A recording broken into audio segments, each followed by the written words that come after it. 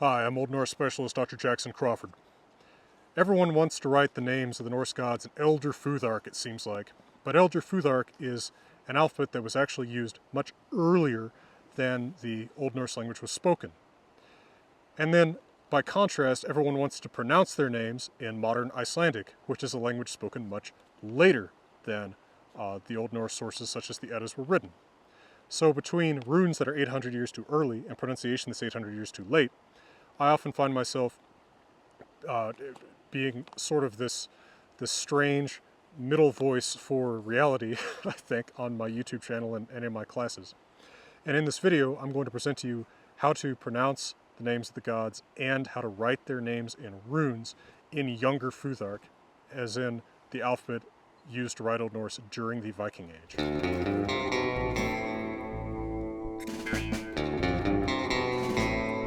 Now, some of these gods' names are actually preserved in writing in the Younger Futhark, especially Odin and Thor, I am very confident about.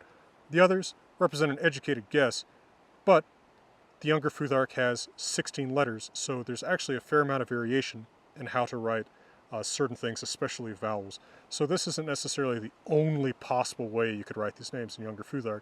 It just represents one person's educated guess. For more information on writing Old Norse in runes, I have a video about that. It is linked at a card in the top right and in the end screen. So, the chief of the gods is named Odin, and his hall is Valhall, often called Valhalla in English. A woman who brings a dead man to Valhall is a Valkyria, plural Valkyrior. These are often called Valkyries in English. A man who fights in Valhall is an Einherji, plural Einherjar.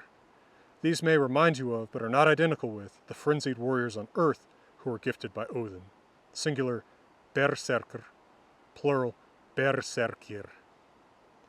They are also known as Ulfhedin, singular, Ulfhednar, plural.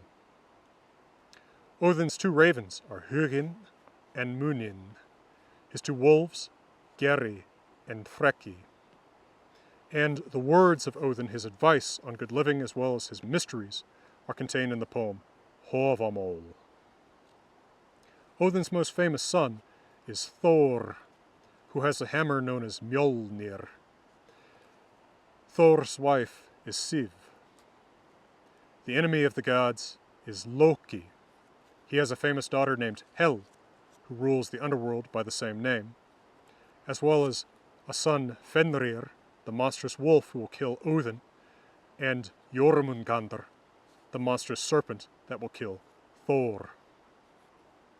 It was Loki who contrived the death of the beautiful god Balder, conspiring to get his blind brother Hother to kill him. Hother is in turn killed by Voli. Tyr is the one-handed god who lost his right hand to the giant wolf Fenrir when the gods were attempting to bind him till Ragnarok.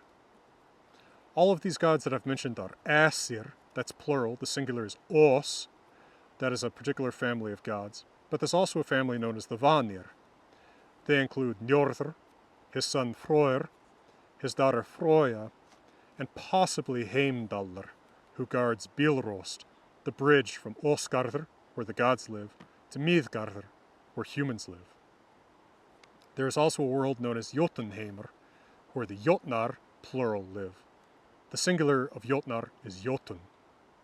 Jotun is usually translated today in English as giant, but keep in mind that these beings are not different in size or appearance from the gods. The Jotnar will fight the gods at Ragnarok. They will be led by Loki, as well as the fire monster, possibly a Jotun, although possibly something different, called Surtur. Surtur will burn Yggdrasil, the world tree that binds the various realms. All of this is determined by the fate laid down by the Norns, plural Nornir, singular Norn. The Norns are known as Urður, Verdandi, and Skuld. The two original primary sources written down in Old Norse that really tell us what we really know about this medieval belief system are two books called Edda, the Poetic Edda and the Prose Edda. I've explained the difference between them in a video in a card in the top right. I have translated the Poetic Edda, which is available in an audiobook as well, and I will eventually translate the Prose Edda, but there's a translation you can get by Anthony Falks. My videos are supported by my generous Patreon supporters, who allow me to make these videos for free in beautiful places twice a week. I hope you'll consider joining them, and for now, from beautiful Wyoming, I'm wishing you all the best.